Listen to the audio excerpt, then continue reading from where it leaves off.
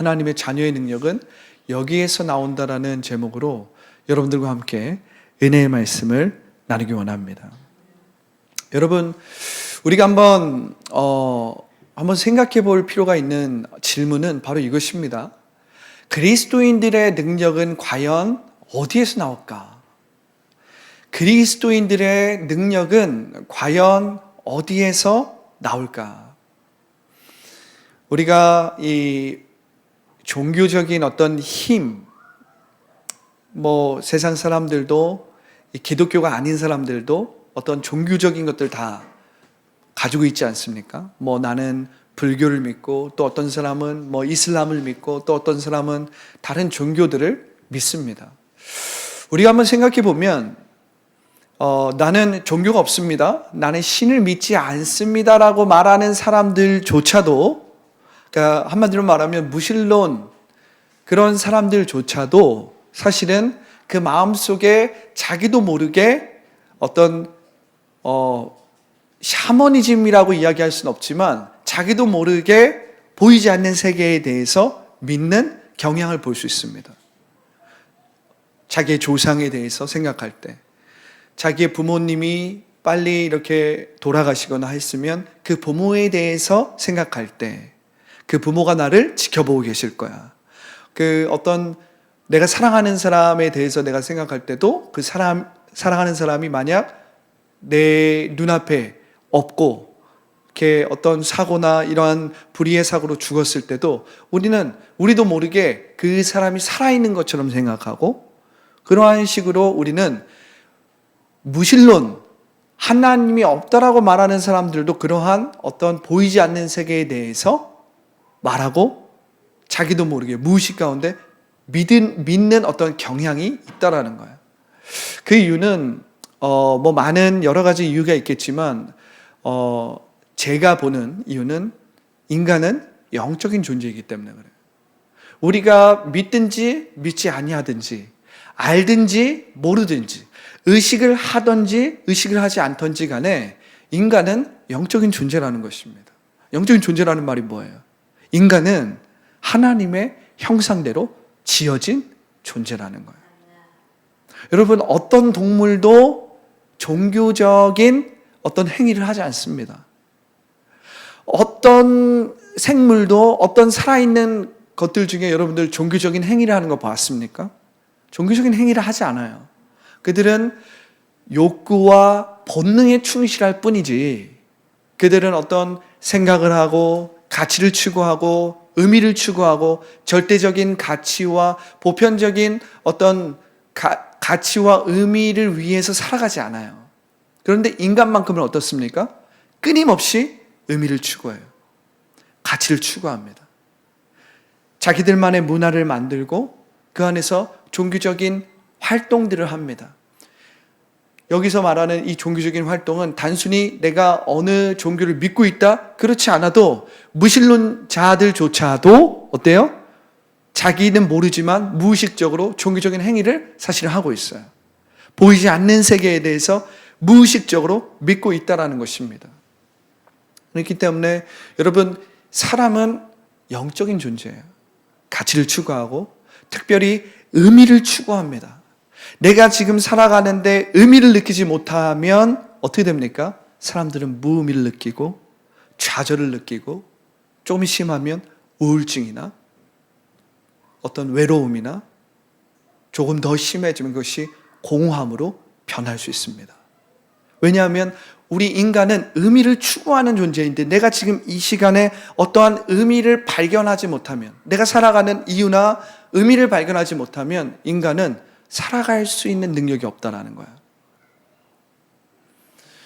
왜냐하면 인간은 영적인 존재이기 때문입니다. 여러분, 우리가 처음 질문으로 돌아가서 그리스도인의 능력은 어디서 올까? 그리스도인의 능력은 어디서 올까? 근데 참 재밌는 것은 오늘 사도 바울이 이 그리스도인의 능력에 대해서 선포를 하는데, 우리가 함께 읽은 고린도전서 2장 2절을 보면 이렇게 기록되어 있어요. 내가 너희 중에서 예수 그리스도와 그가 십자가에 못 박히신 것 외에는 아무것도 알지 아니하기로 작정하였습니다. 여러분, 그리스도인의 능력이 어디서 오는지에 대해서 사도 바울은 이렇게 말을 한 거예요. 내가 너희 중에서 예수 그리스도와 그가 십자가에 못 박히신 것 외에는 아무것도 알지 아니하기로 작정하였다. 여러분, 우리가 이젠 교회를 다니고 이제 내가 그리스도인이고 또 하나님의 자녀이기 때문에 이 말이 어떤 의미에서는 다소 진부하게 느껴질 수도 있어요. 이 말에 큰 감동을 못 느낄 수도 있습니다. 그런데 우리가 1세기의 사도 바울의 시대에 이 사도 바울의 말이 얼마나 충격적이었는지를 생각해 본다면 이 말씀이 진부하게 느껴지진 않을 것입니다. 여러분, 1세기 사도 바울 시대에는 로마 시대였어요. 여전히 이스라엘도 있었습니다. 그러나 로마의 속국이었어요. 로마는 거의 전 세계를 다스리고 있는 유일한 패권 국가였습니다. 그런데 여러분, 그 시대의 예수 그리스도, 그리고 그분이 지으신 이 십자가라는 것은 사실은 자랑할 것도 없고 능력이 있어 보이지도 않고 그것은 내세울 만한 어떤 것이 아니었어요. 예수 그리스도는 예수 그리스도 그 사람이라고 치더라도 이 십자가라는 것 자체가 전혀 흠모할 만한 것이거나 혹은 아름다운 것이거나 사람들이 우러러 보는 것이 아니었다는 것입니다. 물론 우리 기독교인들에게 있어서, 심지어는 예수 그리스도를 믿지 않는 사람들도 어떤 십자가에 대해서 제대로 알고 그 십자가의 의미에 대해서 깨달은 사람들은 십자가의 그 놀라운 능력을 도덕적으로, 윤리적으로 아주 높게 평가하는 거예요. 존경하는 것입니다. 우러러 보는 거예요. 그런데 여러분, 1세기의 십자가라는 것은 전혀 우러러 볼 것이 아니었어요. 그것은 말 그대로 로마 제국의 힘을 상징하는 형틀이었고, 유대인들에게는 저주스러운 것이었고, 헬라인들에게는 거리끼는 것이었어요. 그들이 그냥 별로 좋아하지 않는 정도가 아니라 혐오스러운 것이었습니다. 우리는 기독교인으로서 혹은 이렇게 좀 이렇게 노래하는 래퍼들 중에도 약간 이 십자가를 좀 멋으로 딱 목걸이도 차고 귀걸이도 차고 이렇게 십자가를 문신으로 이렇게 하는 그런 사람도 있지 않습니까? 제가 좋아하는 축구 선수 중에 이 김민재라는 축구 선수가 있는데요. 그 김민재가 한 문신이 십자가 문신이더라고요. 제가 그 김민재 선수가 이렇게 독실한 그리스도인인지 아닌지는 확인해 본 바가 없지만 조금 놀랐습니다. 이 십자가를 문신으로 해가지고 그것도 굉장히 크게 문신을 했더라고요. 그래서 어떤 의미로 저렇게 문신을 했을까? 이런 생각을 좀 해봤는데, 오늘날에는 그렇게 십자가가 어떤 면에서는 좀 미화된 측면도 있습니다. 존경하고 뭔가 있어 보이고 그러한 측면이 분명히 있어요. 그런데 여러분, 1세기에 십자가는 전혀 그러한 의미가 아니었어요. 십자가는 그야말로 어리석은 것, 유대인에게는 저주스러운 것, 나무에 달려 죽은 자마다 하나님의 저주를 받는 자였어요. 헬라인들은 거리끼는 것이었습니다. 그래서 1세기의 십자가에 대해서 이야기하는 것은 귀족들 가운데 금지되어 있어요. 왜냐하면 그 십자가를 이야기하는 것 자체가 혐오스럽고, 귀 버렸어. 이러한 의미였어요. 그만큼 십자가는 아무런 의미가 없었습니다.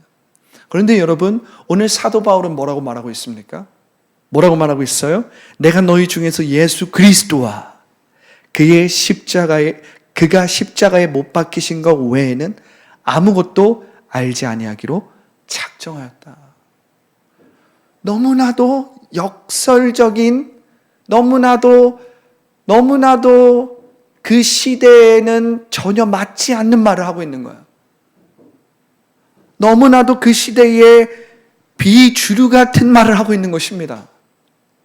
너무나도 이 말은 비주류스러운 말이었어요. 전혀 사람들에게 인기를 끌 만한 것도 아니었고, 그냥 사람들에게 혐오감을 주는 엄청난 충격적인 말이었고, 사람들이 피하고 싶은 말이었고, 사람들로 하여금 전혀 이해되지 않는, 공감을 불러일으키지 않는 말이었어요. 이러한 측면에서는 공감을 얻었을지 몰라요. 충격적으로. 충격이었기 때문에 공감을 얻었을지 몰라요. 그런데 사도 바울은 이렇게 고백했다는 것입니다. 그런데 여러분, 우리가 사도 바울을 좀 생각해 보면 사실은 사도 바울은 이러한 고백 전에 어떠한 삶을 살았습니까? 그는 비주류가 아니었어요. 주류였습니다. 그는 미래가 아주 촉망받았던, 미래가 아주 장밋빛처럼 환하게 예비되었던 유대 청년이었습니다. 그냥 유대 청년이 아니었습니다. 당시에 이 이스라엘의 3대 랍비 가말리엘 밑에서 아주 가말리엘의 수제자였고, 이 이스라엘의 종파 중에는 바리새인 중에 바리새인이었고, 헬라어에도 능통했습니다. 게다가 로마 시민권자였어요. 가만히만 있어도 이 이스라엘의 주류 세력이 될 수 있었고, 사내들인의 의원이 될 수 있었고, 바리새인으로서 말씀을 가리키는 랍비가 될 수 있었고, 엄청나게 정말 이 이스라엘의 지도자가 될 수 있었던 사람이었습니다. 그는 주류였어요. 그는 주류로서 비주류였던 예수 그리스도를 믿는 자들을 핍박했고, 그들을 감옥에 가뒀고, 그들을 죽이는데 앞장섰던 사람입니다. 스데반이 이 바리새인과 유대 지도자들과 이 강경한 유대인들 가운데서 죽을 때 어떻게 했습니까? 사도 바울은 그것을 인정했어요. 그리고 그것을 지지했어요. 그리고 그것을 옆에서 도와줬습니다. 그런데 어떻게 그랬던 사도 바울이, 그때는 사울이었죠? 물론 이름이 바뀐 건 아닙니다. 사울은 유대식 이름이고 바울은 헬라식 이름입니다. 어떻게 이 청년이 이렇게 변화될 수 있었을까? 어떻게 이 청년이 이렇게 완전히 그냥 조금 변한 게 아니에요. 그냥 조금 노선을 바뀐 게 아니에요. 완전히 주류에서 비주류로. 우리가 보통 이럴 수는 있잖아요. 비주류에서 주류로 바뀔 수 있어요. 그렇죠? 가난한 어떤 사람이 이제 좀 가난해서 벗어나려고 좀 이렇게 잘 나가는 어떤 그런 세력이나 그러한 어떤 시도들이나 그러한 것에 갈 수는 있어요. 근데 보통은 주류에서 비주류로 오는 것은 쉬운 일이 아닙니다. 미래가 완전히 약속되고 미래가 완전히 장밋빛처럼 예비된 그 길에서 돌아서서 미래가 전혀 보장되지 않는 그 길을 걷는 것이 사실은 쉬운 일도 아니고, 대부분 사람들이라면, 정상적인 사람이라면 당연히 피해야 할 길입니다. 그걸 피했다고 해서 누가 뭐라고 할 사람 한 명도 없어요. 그렇죠? 그런데 사도 바울은 주류에서 비주류로, 남들이 다 인정하는 곳에서 남들이 전혀 공감하지도 못하고 인정하지 않는 곳으로, 장밋빛 미래가 완전히 보장된 것에서 전혀 미래가 보장되지 않은 바로 그 길로 돌아서면서도 여전히 이 길이 내가 갈 길일 뿐만 아니라 나는 이것을 자랑한다라고까지 이야기하고 있는 거예요. 여러분, 이것은 1세기 당시에 충격적인 말이었습니다. 어떤 의미에서 보면 우리는 사도 바울의 글과 사도 바울을 통해서 이 하나님의 진리를 말씀을 통해서 깨닫지만, 당시의 사람들은 이 사도 바울을 전혀 인정하지 않았어요. 사도 바울이 세웠던 교회들조차도 사도 바울의 사도권을 인정하지 않을 만큼 사도 바울은 예수 그리스도와 그분이 지신 그 십자가의 복음에 목을 메었던 사람이에요. 할렐루야. 어떻게 사도 바울은 그렇게 살아갈 수 있었을까?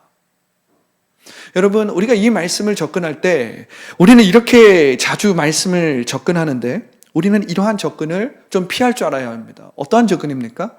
사도 바울 정도 되니까, 사도 바울 선생이니까, 사도 바울은 윤리적으로 도덕적으로 아주 믿음이 출중하고 윤리적으로 대단한 사람이니까, 나와는 근본적으로 다른 사람이니까 우리는 좀 이렇게 사도 바울에 대해서 생각하고 그분의 그 사도 바울의 서신의 말씀들을 그렇게 이해하고 그렇게 묵상할 때가 참 많이 있어요. 일부는 그런 부분도 분명히 있습니다. 사도 바울의 훌륭한 성품이나 그의 이 그냥 정말 꺾이지 않고 정말 한 길만 가는 그의 이 타협하지 않는 믿음, 분명히 그러한 부분이 있지만 분명히 기억해야 될 것은 사도 바울이 이 십자가와 예수 그리스도를 자랑하는 것은 그가 경험한 하나님의 능력 때문입니다. 할렐루야.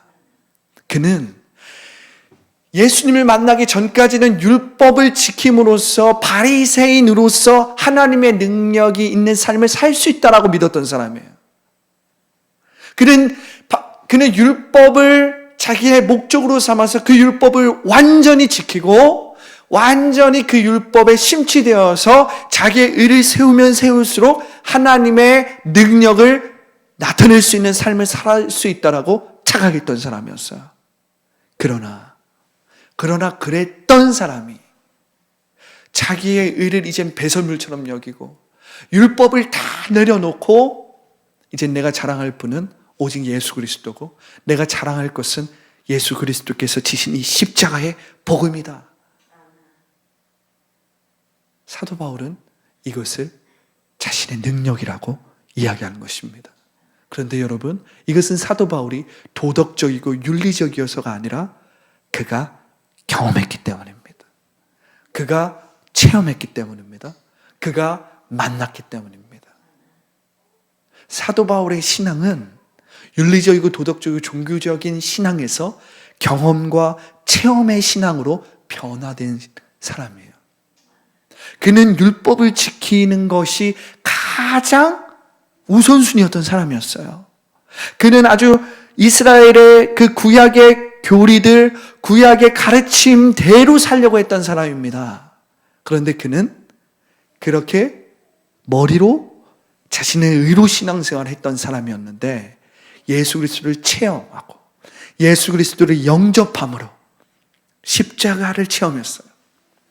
십자가의 능력을 체험한 것입니다.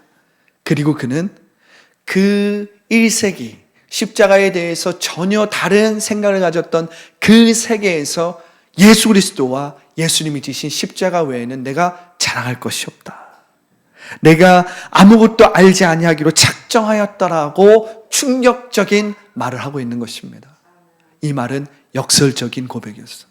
이 역설적이다라는 말을 조금 다르게 말하면, 저희 말로 하면 이 말은 차원적인 말입니다.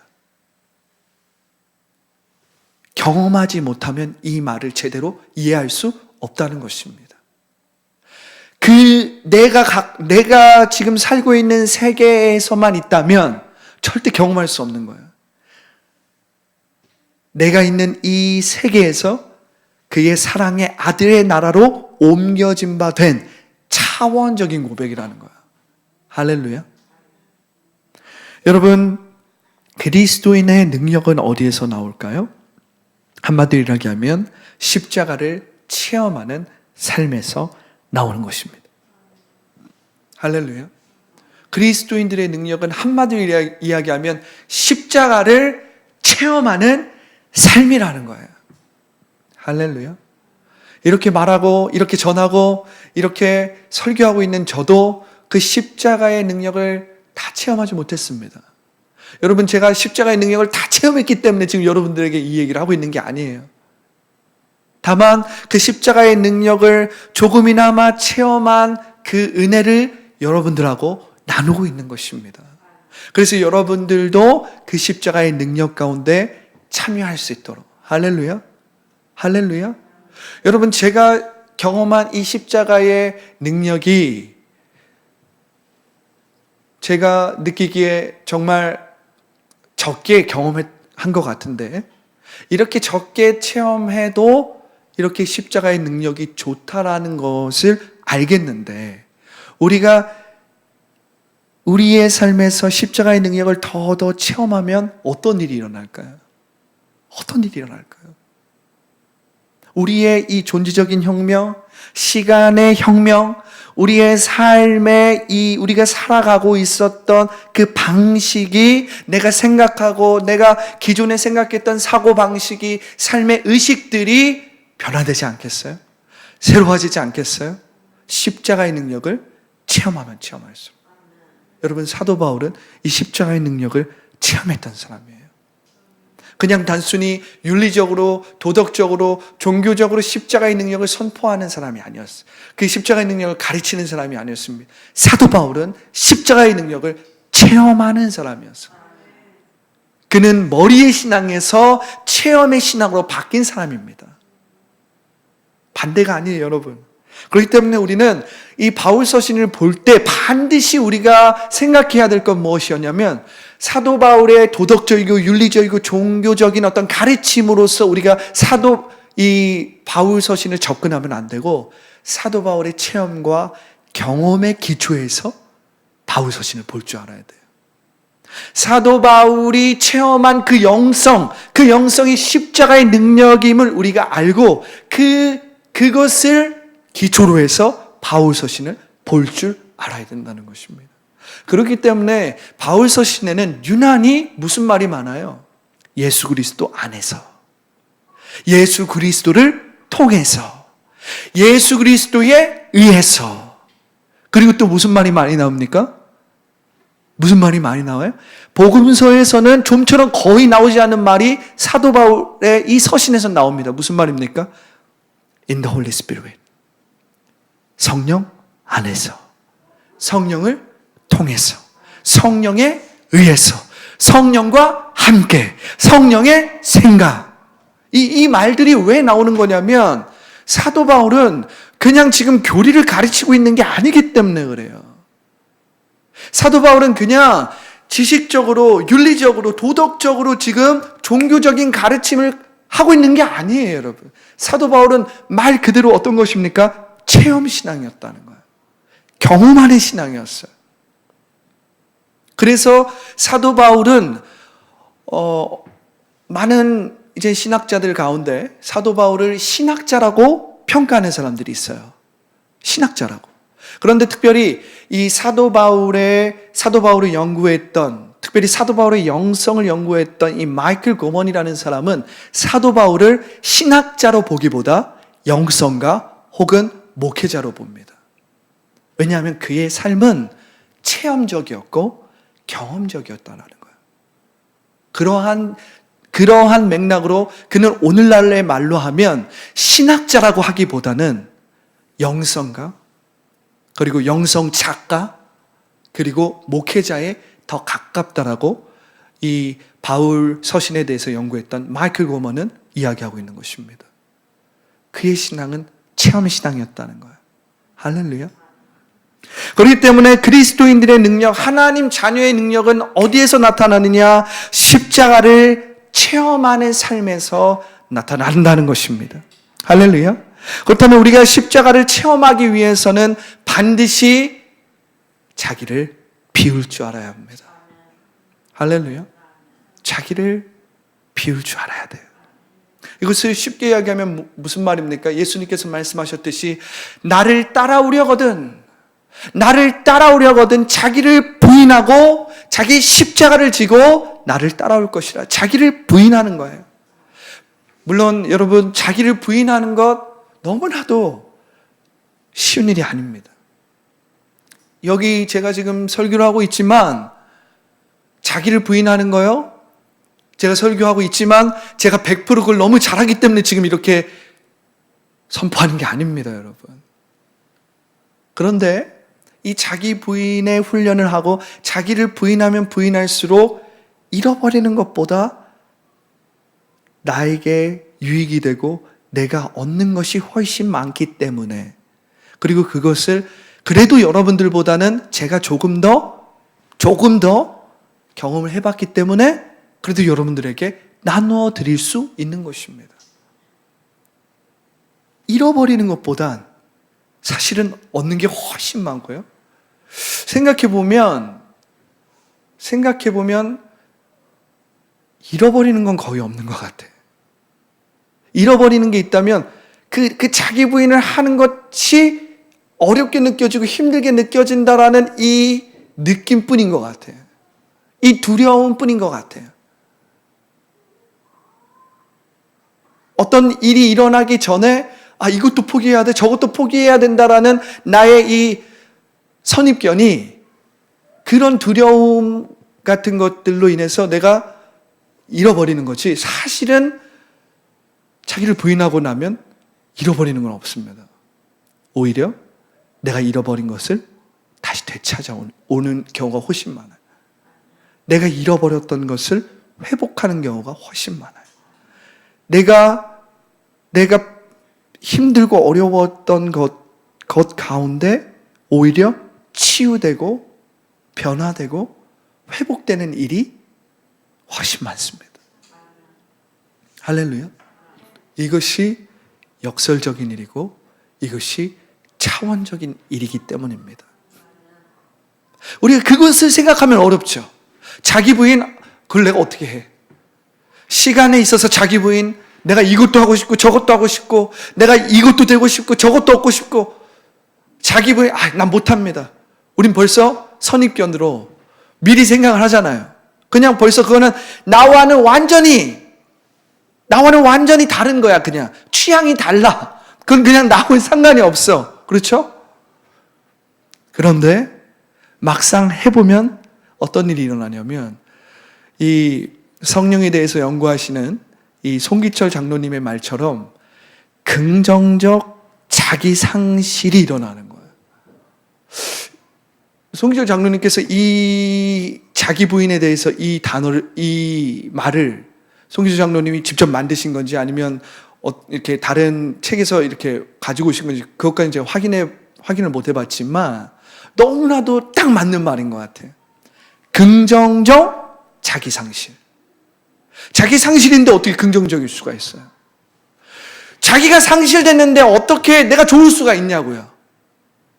자기를 잃어버린 것 같은데 어떻게 나를 얻을 수 있냐고 말할 수 있겠어요. 그런데 하나님의 나라에서 이것이 이루어진다는 거예요. 그래서 이것이 역설적이고 이것이 차원적이라고 말하는 거예요. 왜? 내가 살아가는 이 방식에서는 이루어질 수 없는 세계이기 때문에 다른 세계인 거예요. 그래서 차원적이라는 거예요. 내가 살아왔던 이 사회와 문화에서는 그렇게 된 일이 없기 때문에 역설적이라고 하는 거예요. 역설적이라고 하는 거예요. 사도 바울이 말하는 그리스도인들의 능력, 하나님 자녀의 능력은 바로 여기에 있는데, 그것은 십자가를 본받는 삶, 십자가를 체험하는 삶에 있다라는 것입니다. 할렐루야. 우리가 예수 그리스도를 위해서 자기를 상실하면 반드시 따라오는 은혜가 있어요. 그것은 무엇입니까? 채움의 역사가 있습니다. 채워짐의 역사가 반드시 있어요. 할렐루야. 이 십자가를 체험하는 삶에서 내가 예수님을 위해서 자기를 부인하면 반드시 오는 그 능력이, 그 축복이 채움의 축복이 있습니다. 채움의 은혜가 있어요. 할렐루야. 내가 내게 있는 것을 더 이상 내 것이다라고 이렇게 주지 않고 놓았을 때 주님 앞에 내게 아닙니다. 주님 가져가시옵소서. 주님 내게 아니에요. 주님, 주님께 드립니다. 가져가시옵소서.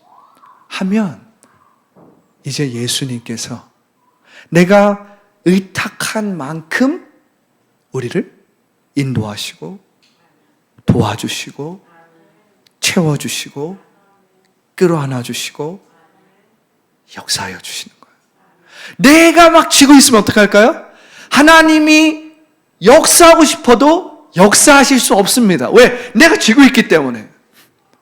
내 거라고 말하고 있기 때문에 절대 하나님이 역사하셔도 하나님의 역사를 체험하고 경험할 수가 없어요.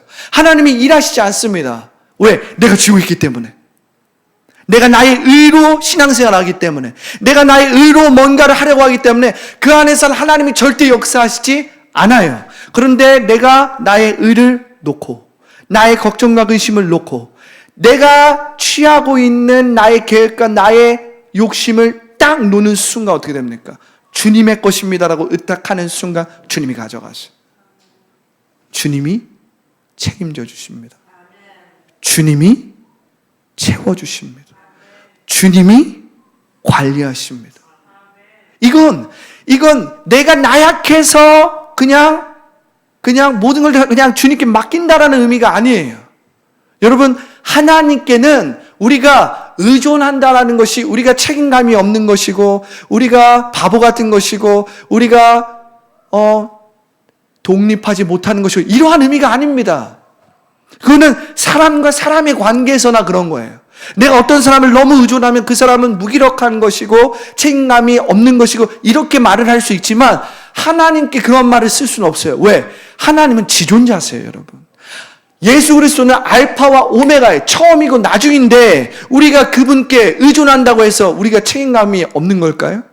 우리가 좀 다른 사람에 비해서 나약한 걸까요? 세상 사람들, 무신론자들이 그리스도인들은 이 심신미약이라서 종교, 예수님을 믿는 믿음을 통해서 조금 그 심신미약을 조금 극복하려고 하는 거야 라고 말할 수 있어요? 여러분, 예수님은 알파와 오메가세요.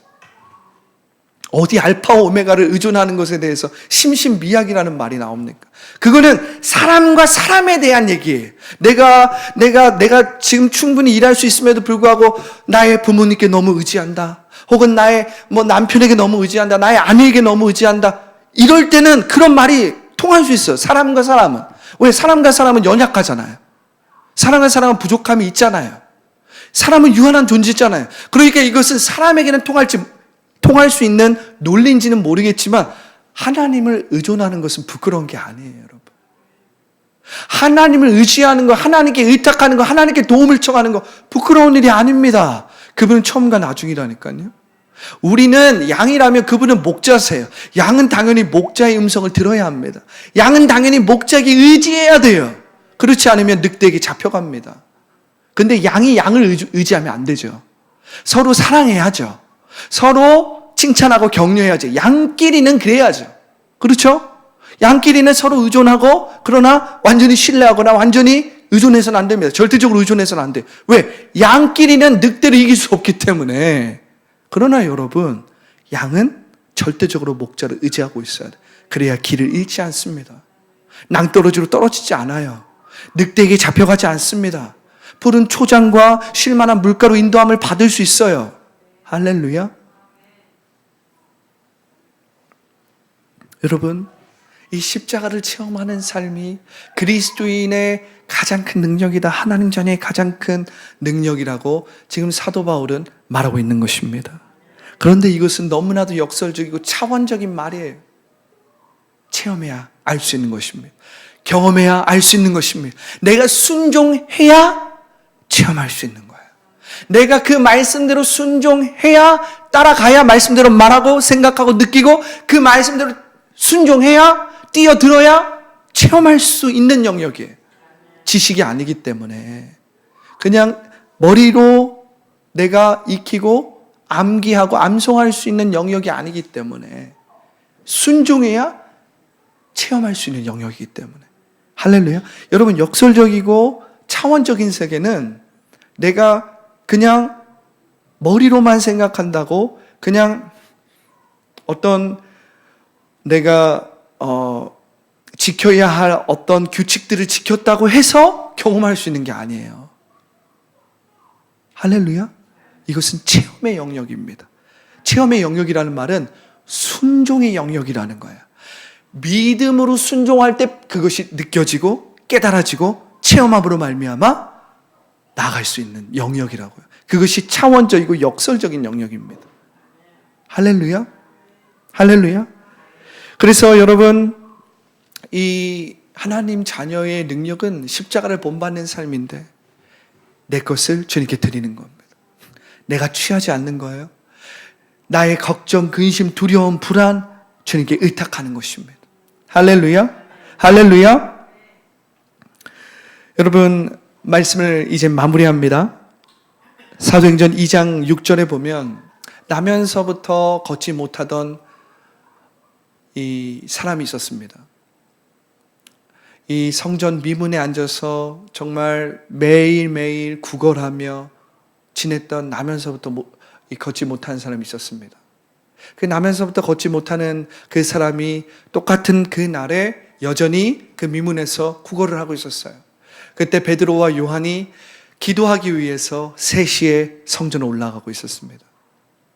그때에 베드로와 요한이 그 미문을 통과하려고 하는 그 순간에 베드로가 이 나면서부터 걷지 못하는 이 병자를 봅니다. 그냥 지나칠 수도 있는데 그날은 성령의 인도하심이 있었는지 베드로와 요한이 멈춰서요. 베드로가 성령을 체험하기 전에는 예수님의 이름으로 귀신이 쫓겨나간 적도 있고 예수님의 이름으로 병자나 귀신이 쫓겨나가지 않은 일들도 있었습니다. 그러나 이 오순절 성령 강림 사건 이후에 이 베드로와 요한은 성령으로 충만한 자였거든요. 성령으로 충만한 자였거든요. 이 병든, 이 나면서부터 걷지 못하는 이 병든 영혼, 이 병자를 고치는 것이 자기에게서 나오고 자기의 능력에서 나오는 것이 아니라는 것을 분명히 알았거든요. 할렐루야. 이 병자를 보면서 뭐라고 합니까? 근과 음은 내게 없거니와 내게 있는 것을 내게 주노니 곧 나사렛 예수님의 이름으로 일어나 걸어라. 할렐루야. 여러분들이 내가 기도해도 안 돼.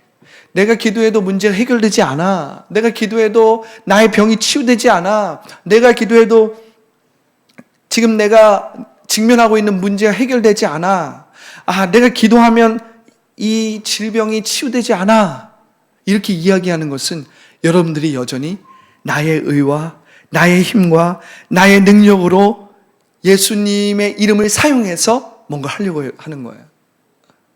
여전히 여러분들의 문제는 여러분들이 쥐고 있는 상태에서 예수님의 이름만 사용해서 지금 문제를 해결하고 병을 치유하려고 하는 시도입니다. 여러분들의 문제는 그냥 주님께 드리지 않는 거예요. 그러면서 예수님의 이름만 사용하는 거예요. 그러면 나을 수 있겠지. 내가 기도를 이렇게 내가 이렇게 열심히 하고 내 힘으로 내가 이렇게 선행을 쌓고 내가 이렇게 열심히 봉사하고 섬기면 예수님의 이름으로 선포했을 때 일이 일어나겠지. 이렇게 생각하고 있는 거예요. 그리고 일이 일어나지 않으면 역시 나는 안 되나 봐. 좀 심하게 이야기하면 나는 기도빨이 먹히지 않나 봐. 또 어떤 사람들은 좀 내가 성경에 대해서 조금 아는 사람들은 나는 치유 은사가 없나 봐. 물론 치유 은사자가 특별히 있어요. 치유 은사를 받아서 정말 그 사역 자체가 예수님의 이름으로 치유를 통해서 하나님의 영광을 드러내고 하나님의 이름과 주권을 회복하는, 하나님의 나라를 회복 확장하는 사람들이 있습니다. 그러니 여러분 반드시 기억해야 될 것은 여러분들이 하나님의 자녀라면, 그리고 여러분들이 십자가의 능력을 체험하는 삶을 살고 있다면 여러분들은 여러분들의 입술을 통해서 하나님께서 치유하시고 문제를 해결하시고 기적을 일으키신다라는 것 또한 믿을 줄 알아야 합니다. 왜 그렇습니까? 하나님의 자녀이기 때문에 그래요. 하나님의 자녀이기 때문에 그래요. 베드로와 요한을 보세요. 예전에는 그들이 복음서에서 예수님이 지상에서 사역하실 때는 그들이 어떤 사람을 위해서 기도하면 그 기도가 온전히 이루어져서 귀신이 쫓겨나가고 병자가 치유된 적도 있습니다. 그런데 막 귀신의 힘이 세고 막 어둠의 권세가 센 어떤 사람 앞에서는 그들이 기도해도 일이 일어나지 않아요. 그때 예수님께서 그들에게 뭐라고 하셨습니까? 이런 유는 기도 외에는, 기도와 금식 외에는 나가지 않는다. 이렇게 말씀하시면서 제자들을 가르쳐 주셨어요. 그런데 여러분, 오순절 성령 강림 사건 이후부터 베드로, 요한에게 일어나는 이 사건을 보십시오. 그들은 이젠 더 이상 자기의 것을 주장하거나 자기의 의를 주장하거나 자기의 어떤 선행이나 봉사나 섬김을 통해서 하나님께서 놀라운 일을 하신다, 이러한 개념으로 믿음을 생각하지 않았어요. 믿음이란 자기를 온전히 주님 앞에 내어드리는 것, 의탁하는 것, 그러므로 비우는 것임을 알았습니다. 예수 그리스도에게 의탁한다라는 것은 곧 비운다는 거예요. 할렐루야. 온전히 내가 비웠을 때 어떤 일이 일어난다고 했어요? 체험이 일어난다고 했잖아요. 내가 비운 만큼 하나님의 능력으로 채워지는 것이란 말이에요. 내가 비운 만큼, 자기를 부인하는 만큼 하나님의 능력을 체험하게 되는 것입니다. 할렐루야. 그때에 베드로와 요한과 같이 예수 그리스도의 이름으로 선포할 때에 내 말이 너희 안에, 너희가 내 안에 거하면 무엇이든지 원하는 대로 구하라 그리하면 이루리라 하는 그 놀라운 약속의 말씀이 이루어지게 되는 거예요. 할렐루야. 이루어지게 되는 거예요. 그것이 무엇을 통해서 된다고요? 십자가를 경험하는 삶, 십자가를 체험하는 삶, 십자가를 본받는 삶을 통해서 여러분들의 삶에 믿음의 역사가 나타난다는 것입니다. 할렐루야. 이것은 하나님께 의탁하는 삶입니다. 내게 아닙니다 주님, 내 문제 가져가 주세요. 내게 아닙니다 주님, 나의 질병 가져가 주세요. 내게 아닙니다 주님, 이 우울증 가져가 주세요 주님. 내게 아닙니다 주님, 이 자녀의 문제 가져가 주세요 주님. 내게 아닙니다, 이 사업의 문제, 이 재정의 문제 가져가 주세요 주님이라고 선포할 때 주님이 그것을 테이크하세요. 책임져 주십니다. 그리고 주님의 때에 주님의 방법으로 기적을 이루시고 돌파를 이루시고 회복을 이루어 주신다라는 것입니다. 할렐루야. 세 번째 무엇입니까? 우리가 주님께 드리고 또 드리는 삶이에요. 할렐루야. 누가복음 6장 38절에 보면 주라 그리하면 너희에게 줄 것이니 곧 후히되어 누르고 흔들어 넘치도록 하여 너희에게 안겨주리라. 너희의 헤아리는 그 헤아림으로 너희도 헤아림을 도로 받을 것이니라. 할렐루야. 여러분, 우리는 받는 것에 익숙합니다. 저도 받는 것에 익숙해요. 저도 받는 것에 익숙합니다.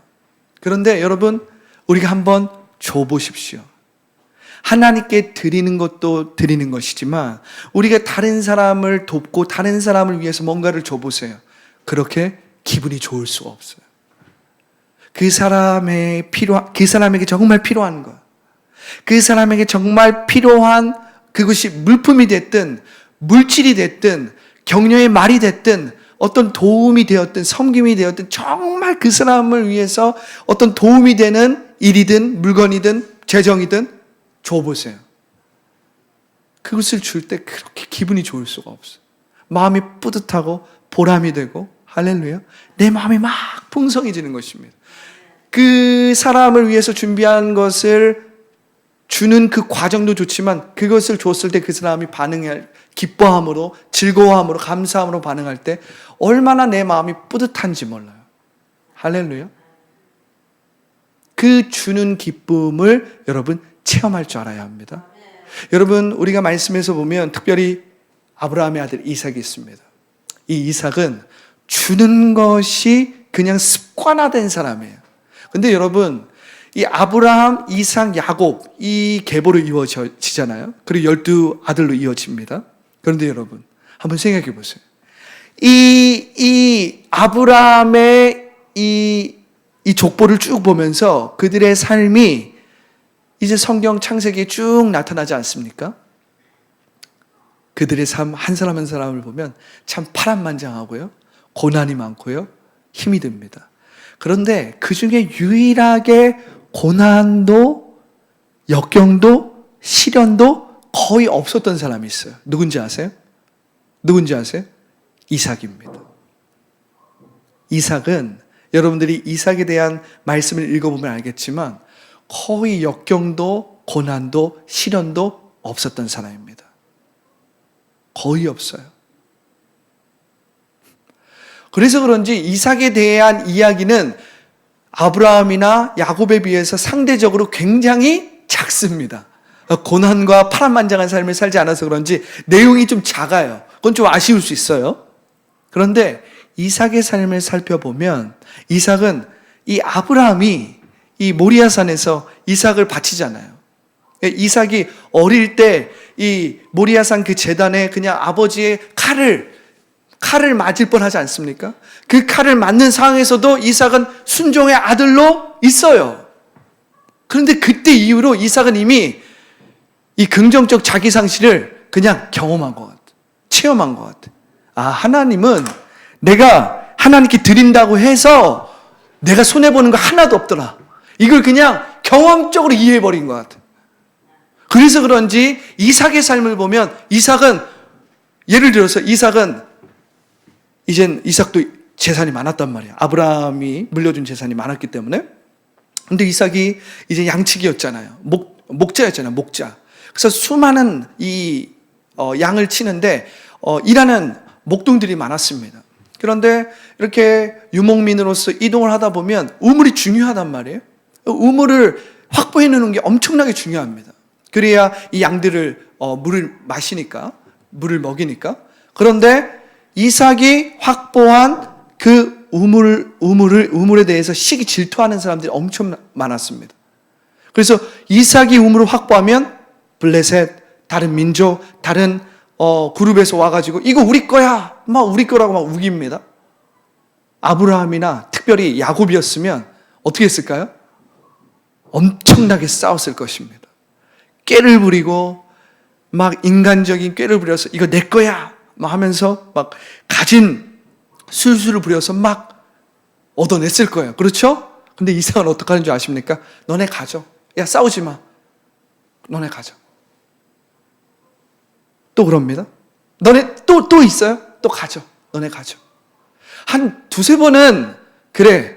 하나님 믿는 백성이고 하나님의 자녀니까 그렇게 포기할 수 있다고 쳐. 그런데 이삭은 싸움이 일어날 때마다 포기해버립니다. 너네 가져. 너네 가져. 어떻게 보면 되게 바보스럽잖아요. 그런데 또 놀라운 것은 이삭은 그렇게 다른 그 싸움을 일으킨 그런 사람들에게 우물을 주었을지언정 하나님을 믿는 믿음 안에서 다른 우물을 파기 시작하거든요. 이삭은 놀라운 하나님의 은혜로, 지혜로 남들이 파지 못했던 우물을 파게 되는 것입니다. 할렐루야. 하나님의 은혜가 뒤따라요.